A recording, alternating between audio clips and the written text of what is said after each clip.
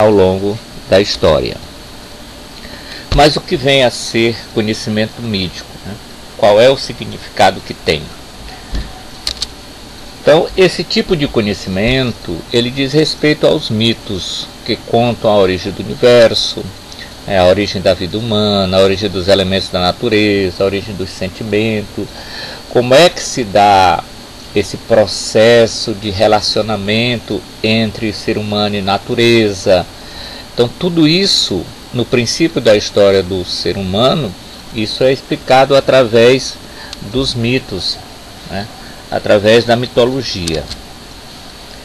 É um conhecimento que é baseado na crença em deuses mitológicos, muitas vezes até em questões religiosas. Apesar de ser uma fonte riquíssima e conter ensinamentos bastante interessantes, não pode ser considerado um conhecimento absolutamente seguro, pois ele dispensa apresentação de provas. O que significa dizer isso?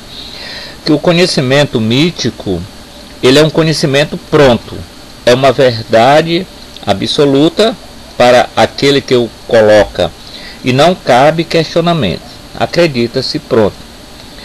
Então, como ele não tem prova, a gente precisa hoje, já com o nosso conhecimento racional, a gente questionar sobre ele, que é justamente a diferença que tem já do conhecimento mítico para o conhecimento filosófico. É a questão do raciocínio, do pensar, do querer saber o porquê das coisas. Nós não podemos negar a importância desse tipo de conhecimento para a construção histórica do pensamento e do raciocínio da pessoa. Lembrando sempre que ele não é um conhecimento verdadeiramente absoluto, mas também não é uma mentira. Nós já vimos isso anteriormente. Ele é um conhecimento que o homem desenvolveu para explicar aquilo que o incomodava, e ele ainda não tinha uma explicação. Então o conhecimento mítico, ele surge como essa oportunidade que ele tem, essa maneira que ele tem de explicar uma realidade que ele se confrontava com ela. Um exemplo de mito muito conhecido, que é o mais conhecido que tem, ele é citado por Platão. Ele é de autoria de Platão, que foi um discípulo de Sócrates, que conviveu com Sócrates, né? Então Platão, toda a filosofia dele é baseada na filosofia socrática, embora ele desenvolva diferente de Sócrates, que não deixou nada escrito. Platão, ele deixou suas obras e deixou seus discípulos que deram sequência ao seu trabalho. Então a obra dele, esse mito escrito por ele, chamado Mito da Caverna, de Platão, é uma das passagens clássicas da história da filosofia. Até porque ele mostra o homem nas diversas situações. O homem mitológico, o homem que está dentro da caverna, que ainda não tem o conhecimento científico, filosófico, e o homem que chega ao conhecimento através da filosofia. Embora seja narrado de forma mítica, esse texto traz conceitos essencialmente filosóficos.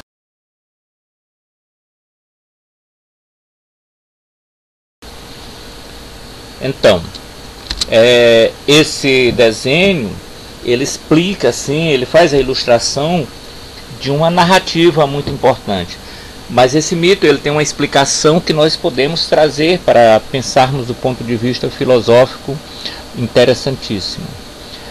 A gente vê a narrativa que começa lá com a pessoa dentro da caverna, nas sombras, e de repente essa pessoa se depara com uma realidade totalmente diferente. Os prisioneiros da caverna são os homens comuns, ou seja, somos nós mesmos que vivemos em nosso mundo limitado, presos em nossas crenças costumeiras.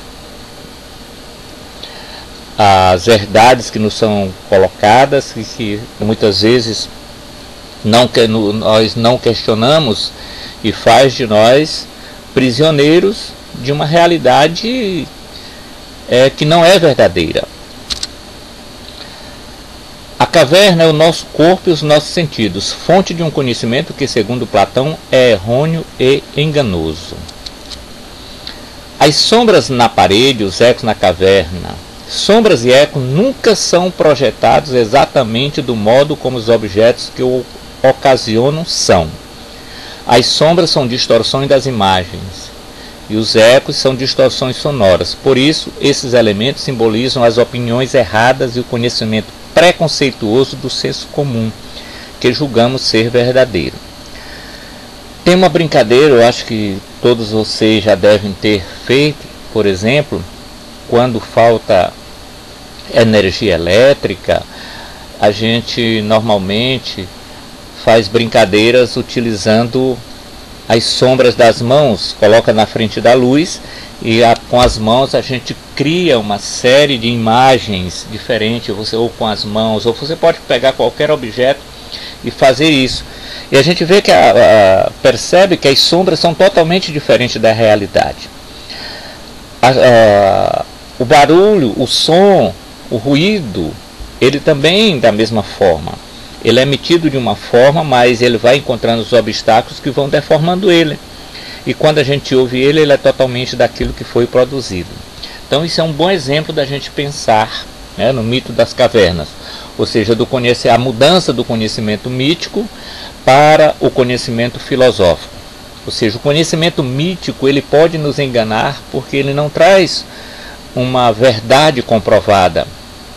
Ele tem ideias, suposições que foram sendo acumuladas ao longo do tempo, mas sem nenhuma prova real. Acredita-se por acreditar, né? A saída da caverna significa buscar o conhecimento verdadeiro. Ou seja, é um convite a todos nós sairmos das cavernas que nós criamos, que é a falta de vontade de ter novos conhecimentos, de buscar conhecimento.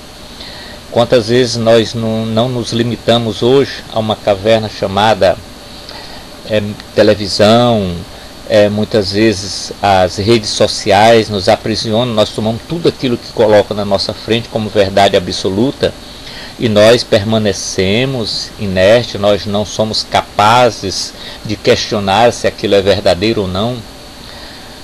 Por exemplo, uma grande problemática que se discute hoje muito é a questão das fake news.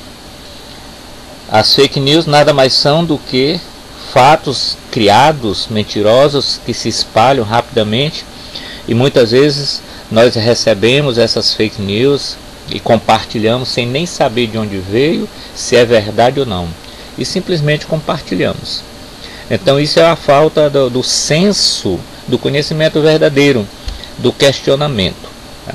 E nós precisamos disso, sair dessa situação. Nós precisamos ir para a luz. A luz solar, no caso do mito, o que é? A luz que ofusca a visão do prisioneiro liberta e o coloca em uma situação de desconforto. É o conhecimento verdadeiro, a razão e a filosofia.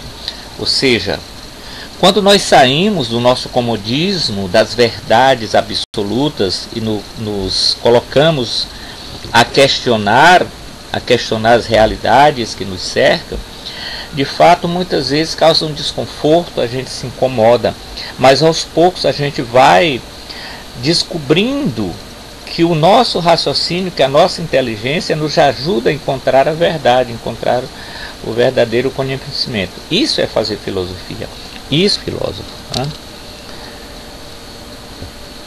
Conhecimento do senso comum, o que vem a ser?